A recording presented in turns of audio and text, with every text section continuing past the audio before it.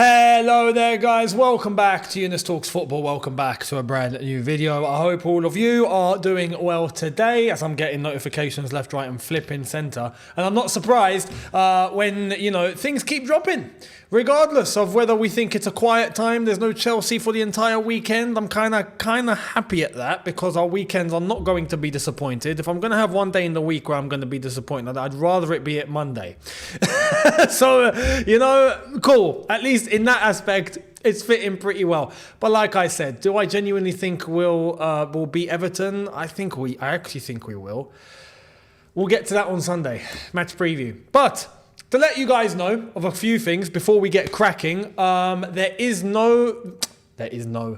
actually, yeah, it makes sense. There is no watch-along for, I think, the next 3 weeks, it's looking. I'm going to be unable to stream, right? I'm going to be away.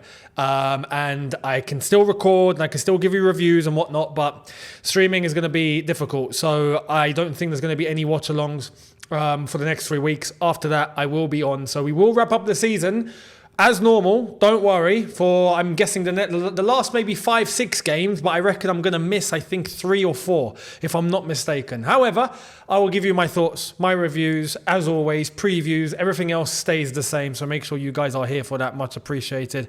And let's get cracking. What's the latest? Well, let's get right into it. I'm not even going to talk and try and give you a little bit of hype. There's nothing to hype. Here it is. Exclusive! Chelsea to take the £80 million Sir Oswald Stoll Mansion site in 2027 as they lease back site so vulnerable veterans can be rehoused. All options remain on the table for the Stamford Bridge redevelopment. This was from Nizar Kinsella. He goes on to say, Chelsea want to build a world-class stadium by the end of 2030, but that timeline could be ambitious. Owners Todd Bowley and Clearlake Capital are yet to communicate a plan for the project. So, with two things here. Firstly, clearly, we still don't know what we're doing. What is the plan? I do want to say one thing, though.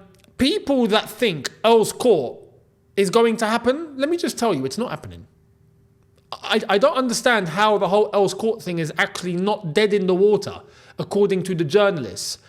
Earl's Court, the whole redevelopment at Earl's Court, that project needs to completely cease. It's already been approved. It's already going ahead. That is in the books. It's ready to go. They would have to stop all of that, find out another way to get that project done somewhere else, and give this to Chelsea. It's not happening. It's not happening. Everything with what is happening at Earl's Court has already been designed, given the go-ahead, approved, and is ready to start construction. Chelsea have no hope in going to Earl's Court unless if they pulled off a miracle, right? So, for me, Earl's Court's dead. It has to be Stamford Bridge. There is nowhere else that we can possibly go to. So, bearing this in mind, we can't do anything until 2027. Because Stoll Mansions, like it's been announced, Stoll Mansions have veterans, Chelsea pensioners, that are still living there. They need to be rehoused. Now, like I said yesterday, it seems like that they are going to remain in the borough of Fulham, and rightfully so. So, they'll still be local, and that's good. And this is going to allow that time for them to be rehoused, and that is the right thing to do. But this timeline, like it did mention, we want to try and get this stadium done by 2030. Not happening. Because if it's going to start in 2027, 3 years to build an entire stadium, to demolish and rebuild an entire stadium? How long did it take Tottenham? They were away from White Hart Lane for, I swear, was it 5 years? It's going to be around that time. 5-6 years, minimum. We've got a complex situation. I would say it will take 6 years for us. When you take 2027, 6 years down the line, what do you get? 2033, right? 5 years would be 2032. What would that go in line with? That would go in line with exactly 10 years after these new owners walked through the door. What is it that apparently they have to do? Keep the club for the first 10 years? As soon as the new stadium is ready, My opinion, because clearly they're in this on a financial gain. You can see that they're here to make money.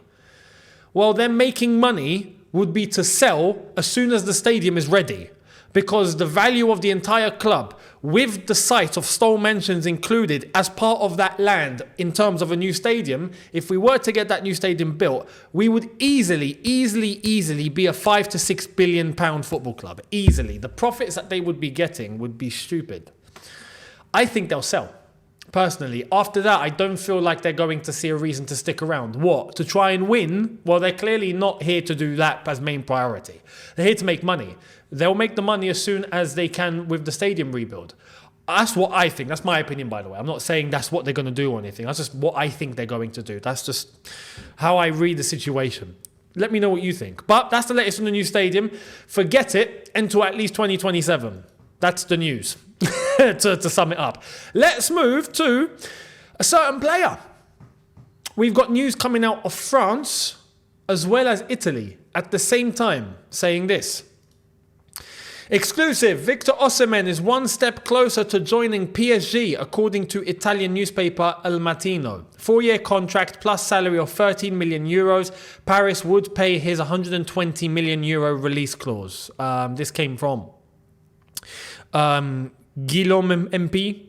And no, he's not an MP. But this is the news from El Mattino. Victor Osimhen is very close to signing for PSG. The French club are ready to pay his Napoli release clause of 120 million euros. The Nigerian would then receive a 13 million euro a year salary.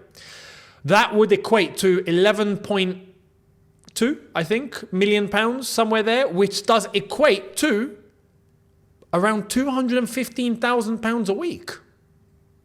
That's not actually that much. So I have to be honest here. Chelsea don't have an excuse.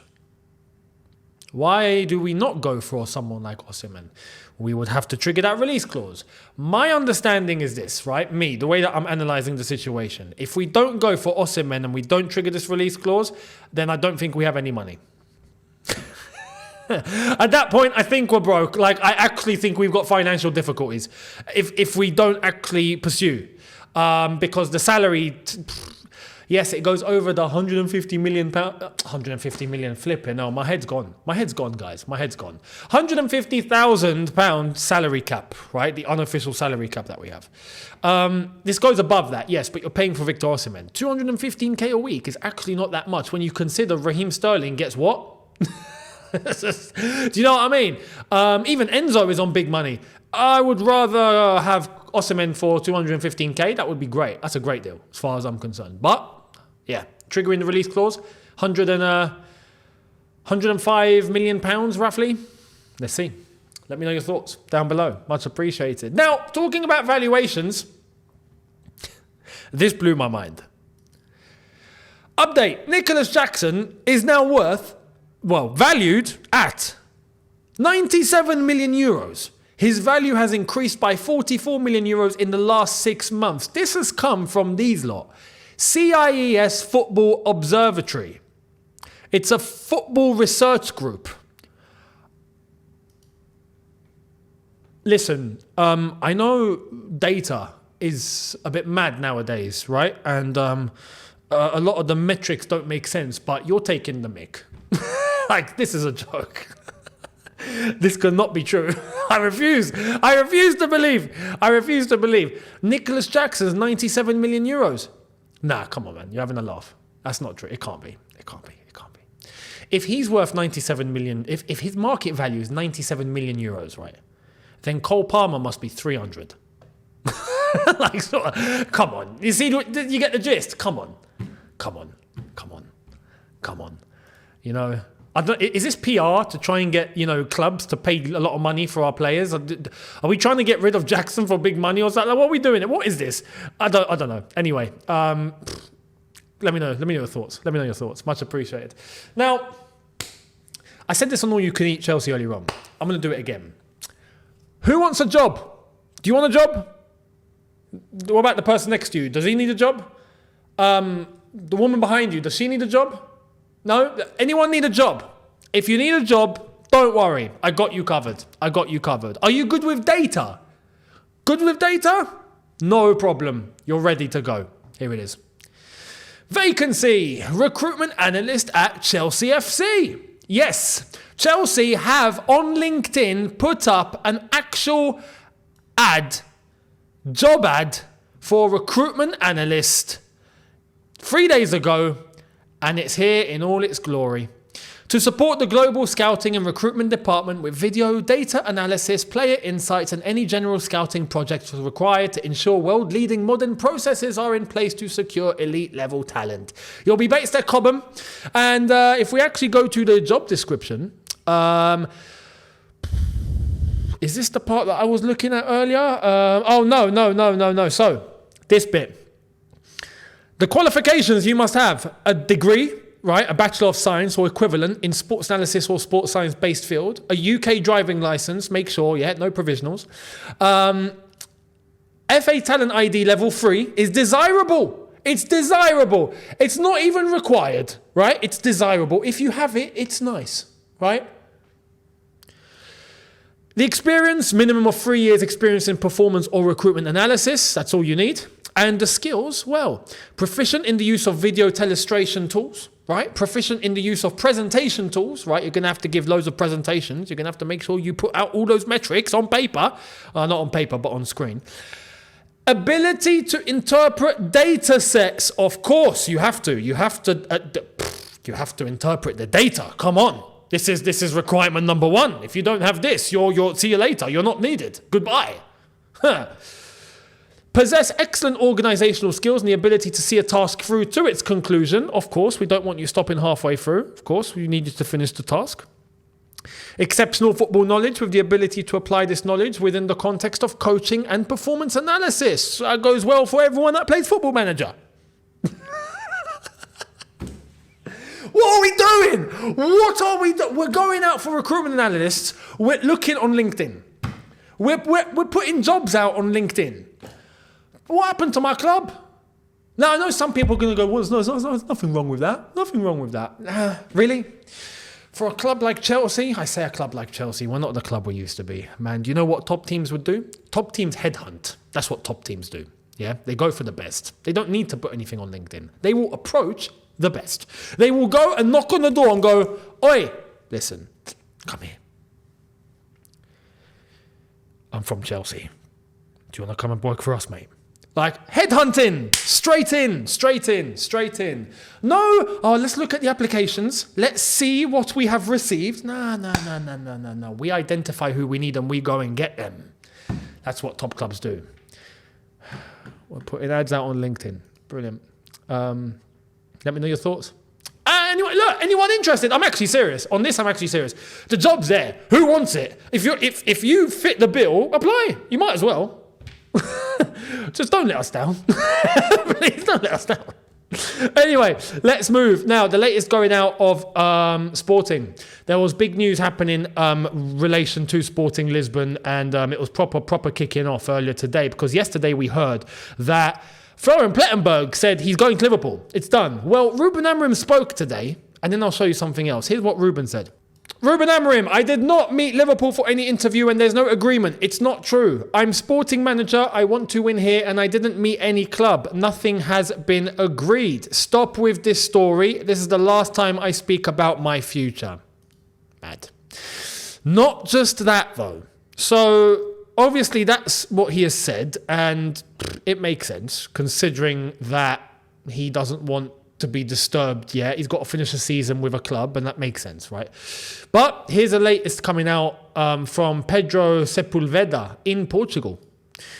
So this is from Pedro Sepulveda saying Ruben Amorim has already made a decision but won't announce it yet. Portuguese coach will leave Sporting at the end of the season regardless of whether he wins titles or not. It's the end of the road for Amorim ahead of Sporting. Official statement after the last game. So that's done. And his percentage at the moment, 215 games, 152 wins, 456 goals. It's a good return, I have to be honest. But it's done. We know this camaraderie. We know what it's like. We know the circumstances. Ruben has to come out and say what he has said. He's put the whole thing to bed. He allows everyone to focus on the task at hand with Sporting. You know, the players are not distracted, all of that. But when the time comes, I'm sure he'll make it public. And I think he's off to Liverpool. So, yeah, we'll see what happens there. But Amorim, Liverpool, I got a feeling it's going to work out pretty well. Anyway, you never know. Let me know your thoughts down below. Much appreciated. And I will catch all of you tomorrow for a brand new one. So thank you all so much. Make sure you are hitting the subscribe button down below. Let me know your thoughts on everything that I've mentioned in this video. Your opinions, your agreements, your disagreements. Let me know down below. Much appreciated. I will catch all of you tomorrow. So don't forget, hit the subscribe button and check out all the socials on screen and in the description. Much appreciated. And I'll catch you tomorrow. In a bit, people. Take care and peace.